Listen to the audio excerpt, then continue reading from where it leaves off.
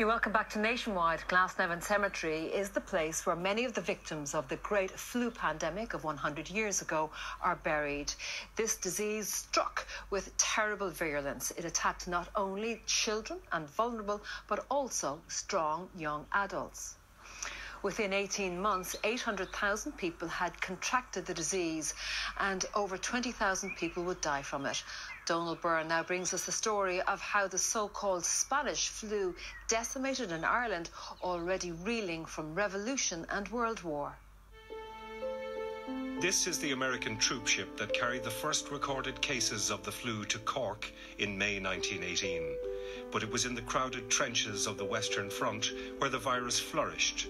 It rapidly became as great a threat as war. 800,000 people in Ireland were infected as the flu spread in 3 waves. More than 20,000 people died. Many of them were young, healthy people, and many of them were children. Every county suffered, but it's a story that's largely forgotten. Sure, everyone had the flu then. Everyone was sick with the flu. They were all laid up. A deserted village. There was nobody, no doors open anywhere. There was me and my sister, father and mother. We were all stricken with it. Dreadful headache.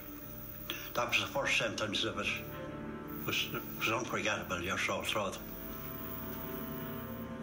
We couldn't swallow any food for about 3 weeks. We were on liquids, gruel and bovril and such things. The majority of people at the present time, they don't realise how bad the flu was, you know. It was never fully brought home to them or explained to them what the flu was. You never forget it. The course of the outbreak in Ireland and elsewhere has been documented in a new book. It was actually called Spanish flu because there was no censorship in Spain, and the other countries that would have been reporting it were involved in the war. So you have Britain, the United States, France and Germany. They all had censorship and they didn't want to unveil their hands to show that their armies were weakened. It really begins spreading in June and July 1918, and it's first in the northeast quarter of the country, coming in through ports like Howth upwards to Belfast, and Ulster, East Ulster, and down as far as Dublin gets it in that first little wave, which ends quite suddenly then in July 1918. It comes back then in October 1918 very viciously in really the worst of the 3 waves of the flu that we experience here. In the 3rd wave in January through April 1918, it spreads westwards. A curiosity is that Donegal is affected really badly in all 3 waves, and we think that's because of the Army and the Navy housed in Lough Swilly. It was a very, very frightening disease, and remember, we're coming at the tail end of this huge war, which has brought unprecedented trauma into civilian lives. In terms of treatments, doctors really threw everything in their doctor's bag at it because they couldn't agree on any one thing that would make patients better, apart from good nursing and lots of liquids. They had things like gargles with creosote. They did use quinine quite a lot to reduce fever because, of course, reducing fever was the very important thing to do. So you could get bottles of quinine or a thing called Easton syrup, which had quinine and other things in it that would help to relieve the symptoms.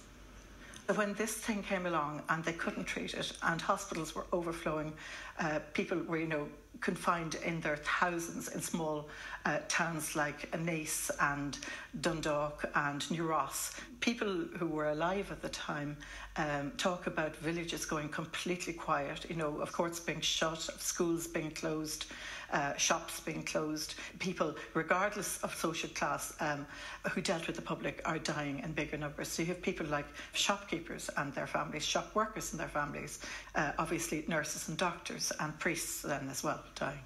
And what do the contemporary newspaper accounts tell us about the effect that it had on communities? They talk constantly of the silence in communities and how everything stops as they're passing through. Fear was a big, big part of what was going on here. In the beginning, they thought, perhaps it's plague or something. As they began to realise it was flu, I think that was something of a reassurance to realise that it wasn't something that spread from the battlefields, some terrible disease, from all these dead bodies lying in the battlefields of Europe. Were there entire families wiped out by this? There are so many truly awful stories about it, about 7 or 8 people in a family dying. There was another issue in that there wasn't any social welfare at the time, so a lot of men felt under pressure, even though they had the flu, to go back to work, because if they didn't work, their families didn't eat. Indeed, and I think you've hit on one of the key reasons why that 25 to 35 age group suffers so much.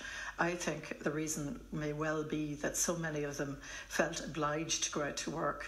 They would catch a flu, apparently recover from that, and then go back to work and then die from pneumonia. And I have quite a few very sad stories told to me about that.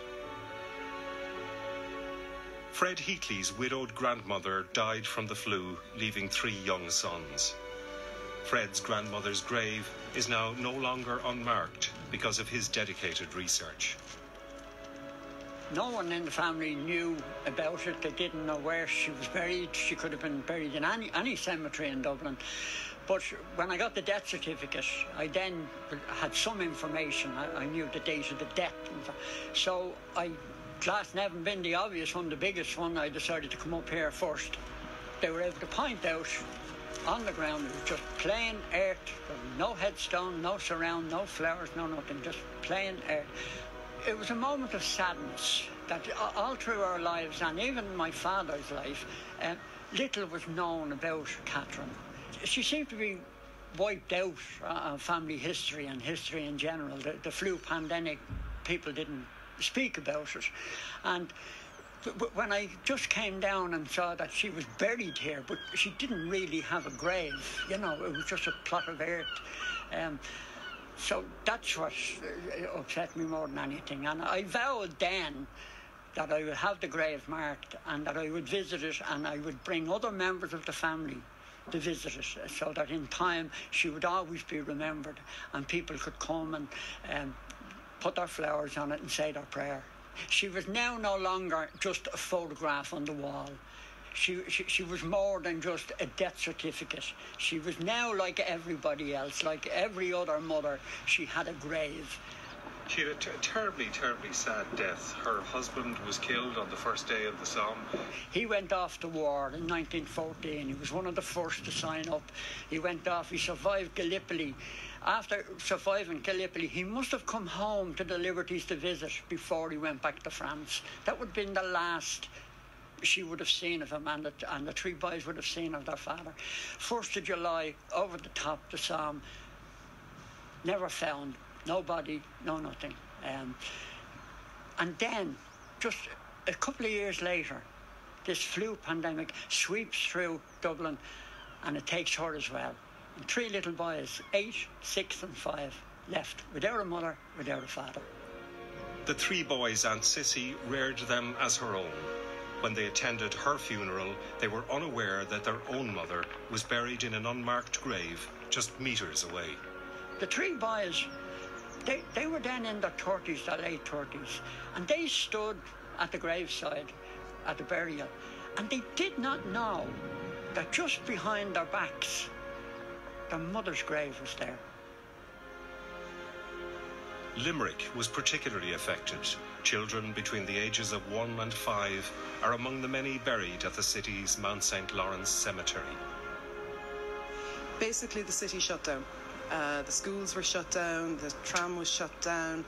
There was one reminiscence where the old stands, so where men would gather in the evenings for a chat, that they were just empty. The streets were empty. People weren't coming from the country to sell their produce anymore. Just everything shut down. You were talking about maybe 5 or 6 funerals each day coming up William Street to here to Mount St. Lawrence. Masses, individual masses for each person were actually cancelled, and they just did masses for all of the people in the mortuaries. It was really just appalling.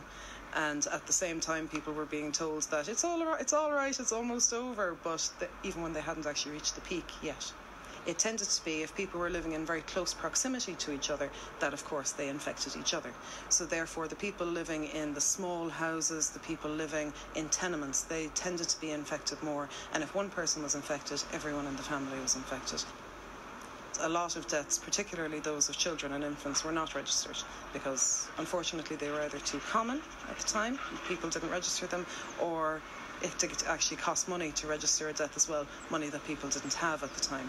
On average there would be about 50 burials here per month at the time, and it went up to 203, and there was 5 or 6 funerals, all one after the other, coming straight to Mount St. Lawrence.